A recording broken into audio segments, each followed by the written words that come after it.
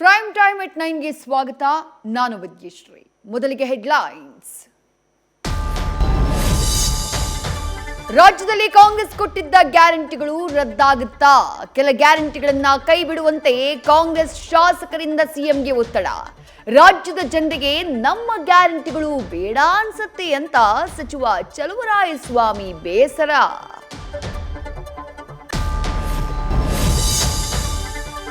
ಮೋದಿ ನೇತೃತ್ವದ ಎನ್ಡಿಎ ಸರ್ಕಾರ ರಚನೆಗೆ ಒಗ್ಗಟ್ಟಾದ ದೋಸ್ತಿಗಳು.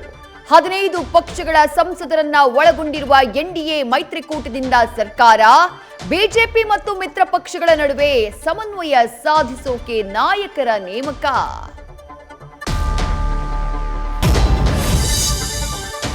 ಮೋದಿ ನೇತೃತ್ವದಲ್ಲಿ ಸರ್ಕಾರ ರಚನೆಗೂ ಮುನ್ನವೇ ಮಿತ್ರ ಪಕ್ಷಗಳಿಂದ ಭಿನ್ನರಾಗ ಅಗ್ನಿವೀರ್ ಯೋಜನೆ ಮರುಪರಿಶೀಲಿಸುವಂತೆ ಜೆಡಿಯು ಬೇಡಿಕೆ.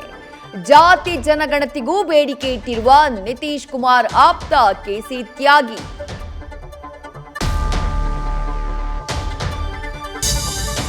ಲೋಕಸಭಾ ಚುನಾವಣೆಯಲ್ಲಿ ಕಳಪೆ ಪ್ರದರ್ಶನದಿಂದ ಮಹಾರಾಷ್ಟ್ರದಲ್ಲಿ ಕೋಲಾಹಲ.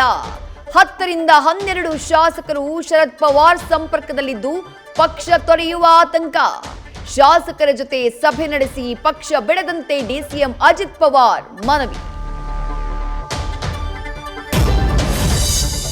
ರಾಮ ಮಂದಿರ ನಿರ್ಮಿಸಿದ್ರು ಅಯೋಧ್ಯೆಯಲ್ಲೇ ಬಿಜೆಪಿಗೆ ಹೀನಾಯ ಸೋಲು.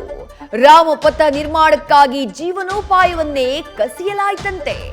ಬಿಜೆಪಿ ಅಭ್ಯರ್ಥಿ ಲಲ್ಲೂ ಸಿಂಗ್ ವಿರುದ್ಧದ ಅಲೆಯೇ ಕೇಸರಿ ಪಾಳ್ಯದ ಸೋಲಿಗೆ ಕಾರಣ.